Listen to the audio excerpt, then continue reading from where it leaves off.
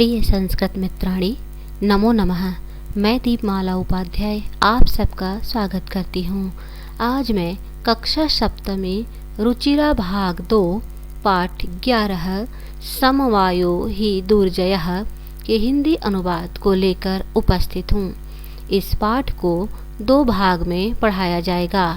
Part 1 में इस पाठ का हिंदी अनुवाद तथा पार्ट 2 में पाठ के अभ्यास कार्य को कराया जाएगा। प्रस्तुत है पाठ समवायो ही दुर्जयः। समवायो ही दुर्जयः का अर्थ होता है समवाय अर्थात संगठन समूह, और दुर्जयः अर्थात जिसे बहुत ही कठिनाई से जीता जाए, अर्थात संगठन को बहुत ही कठिनाई से जीता जा सकता है या संगठन में शक्ति है। पुरा एकस्मिन् वृक्षे एका चटका प्रतिवसति स्म। पुरा अर्थात प्राचीन काल में, एकस्मिन् एक वृक्षे वृक्ष पर एका एक चटका चिड़िया प्रतिवसति स्म रहती थी, अर्थात प्राचीन काल में एक वृक्ष पर एक पेड़ पर एक चिड़िया रहती थी। कालेन तस्याः संततिः जाता।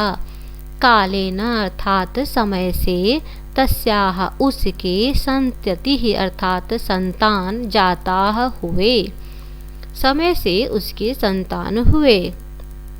एकदा कश्चित् प्रमत्तः गजः तस्य वृक्षस्य अधः आगत्य तस्य शाखां शुण्डेन अत्रोटयत्। एकदा एक बार, कश्चित् कोई, प्रमत्तः गजः मतवाला हाथी, तस्य वृक्षस्य अधः उस वृक्ष के नीचे, आगत्य आकर, तस्य शाखां शुण्डेन अत्रोटयत् उसकी शाखा को, शुण्डेन अपने सूंड से, अत्रोटयत् तोड़ दिया। किसके शाखा को? वृक्ष के शाखा को। पुनः देखें, एक बार कोई मतवाला हाथी उस वृक्ष के नीचे आकर उसके शाखा को सूंड से तोड़ दिया। चटकायाः नीडं भुवि अपतत्। चटकायाः नीडम, चटकायाः चिड़िया का, नीडम अर्थात घोंसला, भुवि मतलब जमीन पर, अपतत् गिर गया, चिड़िया का घोंसला भूमि पर गिर गया। तेन अंडानि विशीर्णानि, तेन जिससे, अंडानि अंडे, विशीर्णानि नष्ट हो गए। अथ सा चटका व्यलपत, जिससे, सा वह चटका चिड़िया, वह चिड़िया, व्यलपत रोने लगी। तस्याः विलापं श्रुत्वा काष्ठकूटः नाम खगः दुखेन ताम अपृच्छत्। भद्रे किमर्थं विलपसि? तस्याः विलापं श्रुत्वा, उसके रोने को सुनकर, काष्ठकूटः नाम खगः, काष्ठकूट अर्थात जो लकड़ी को खाने वाला होता है, काष्ठकूट नाम का खग पक्षी ने, दुखेन ताम अपृच्छत् दुख से उससे पूछा। भद्रे किमर्थं विलपसि? भद्रे का संबोधन चिड़िया के लिए किया गया है कि भद्रे किमर्थम क्यों, विलपसि रो रही हो, हे भद्रे तुम क्यों रो रही हो? चटका अवदत्, चिड़िया बोली, दुष्टेनैकेन, यहाँ पर दुष्टेन और ऐकेन है, दुष्टेनैकेन गजेन मम संततिः नाशिता। एक दुष्ट हाथी के द्वारा, मम संततिः मेरे बच्चे, नाशिता अर्थात नष्ट कर दिए गए हैं। तस्य गजस्य वधेनैव मम दुःखम् अपसरेत्। तस्य गजस्य वधेनैव, उस हाथी के मौत से ही, मृत्यु से ही अर्थात वध करने से ही, मम दुखम अपसरेत, मेरा दुख दूर होगा। अर्थात यहाँ पर चिड़िया के मन में बदला का भावना है कि जिस तरह से उस हाथी ने मेरे संतान को नष्ट किया, वैसे ही उस हाथी का जब वध होगा, मृत्यु होगी, तभी मेरा दुख दूर होगा। ततः काष्ठकूटः तां वीणारवां नाम्न्या मक्षिकायाः समीपम् आनयत्। ततः तब काष्ठकूटः, वह काष्ठकूट नाम का पक्षी, ताम उस चिड़िया को, वीणारवा नाम्न्याः वीणारवा नाम की मक्षिकायाः समीपम आनयत्, मक्खी के पास ले गया। तयोः वार्तां श्रुत्वा मक्षिका अवदत्, तयोः उन दोनों की, वार्तां बात को, श्रुत्वा सुनकर, मक्षिका अवदत् मक्खी बोली, ममापि मित्रं मंडूकः मेघनाथः अस्ति, मेरा भी मित्र मंडूक मेघनाथ है। अतः मंडूक मतलब होता है मेढक, जिसका नाम मेघनाथ है। मेरा एक मित्र मेढक जिसका नाम मेघनाथ है। शीघ्रं तमुपेत्य यथोचितं करिष्यामः, शीघ्रं जल्द ही, तम उपेत्य उसके पास जाकर, यथोचितं करिष्यामः जैसा उचित होगा वैसा करेंगे। तदानीं तौ मक्षिकायाः सह गत्वा मेघनादस्य पुरः सर्वं वृत्तान्तं न्यवेदयताम्। तदानीं तब तौ वे दोनों मक्षिकया सह उस मक्खी के साथ गत्वा जाकर मेघनादस्य पुरः मेघनाद के सामने, मेघनाद कौन है तो मेढक है, मेघनाथ के सामने सर्वं वृत्तांतम न्यवेदयताम, सारा समाचार बता दिया। सर्वं वृत्तांतम अर्थात जो भी बातें थी वो सबको निवेदित कर दिया, बता दिया। मेघनादः अवदत् यथा अहं कथयामि तथा कुरुतम्। मेघनाद ने कहा यथा अहं कथयामि, जैसा मैं कहता हूँ, तथा कुरुतम वैसा ही करो। मक्षिके प्रथमं त्वं मध्याह्ने तस्य गजस्य कर्णे शब्दं कुरु।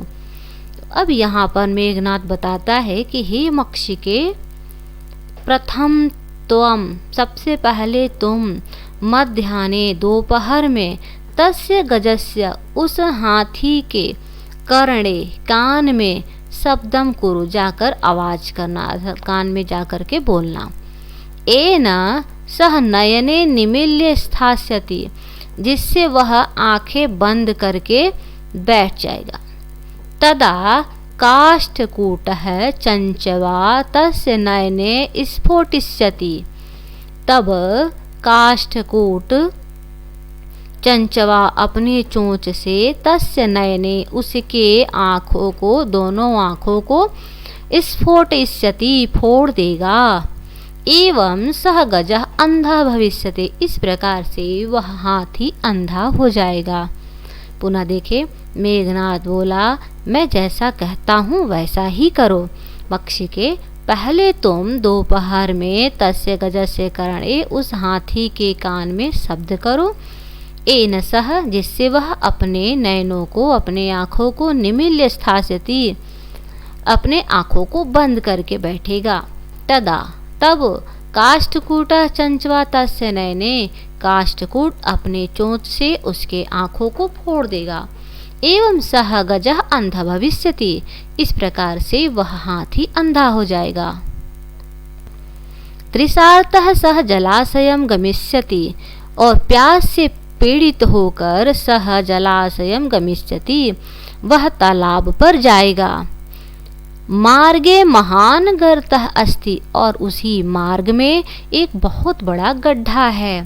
तस्य अंतिके अहम स्थास्यामि, और उसी के पास मैं स्थास्यामि रहूँगा एवं शब्दच्च करिष्यामि और आवाज करूँगा। मम शब्देन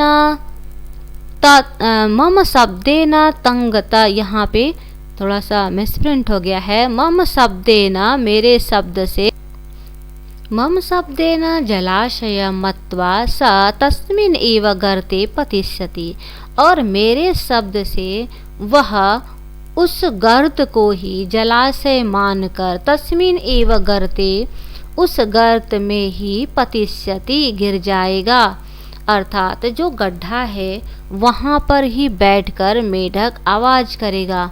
तो हाथी अंधा हो गया है, अब वह मेढक के बोलने से ही समझेगा कि यही जलाशय है और वहाँ पानी पीने के लिए जाएगा और उस गर्त में गिर जाएगा। मरिष्यति च, और मर जाएगा। अथ तथाकृते स गजः मध्याह्ने मंडूकस्य शब्दम् अनुसृत्य महतः गर्तस्य अन्तः पतितः मृतः च। अथ तथाकृते, और ठीक वैसे ही जैसा कहा गया वैसे ही करने पर, स गजः वह हाथी, मध्याह्ने दोपहर में, मंडूकस्य शब्दम अनुसृत्य मेढक के शब्द का अनुसरण करके, महतस्य गर्तस्य अन्तः महान गड्ढे में अर्थात बड़े गड्ढे के अंतः अंदर, पतितः गिर गया, मृतः च और मर गया।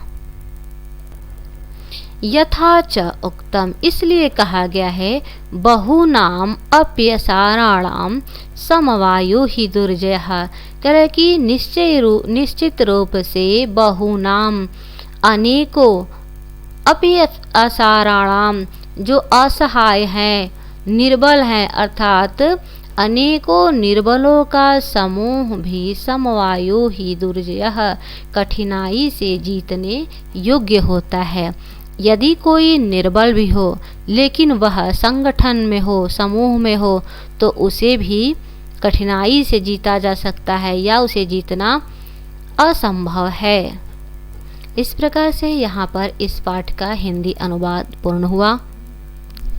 पार्ट 2 में पाठ के अभ्यास कार्य को कराया जाएगा। धन्यवाद।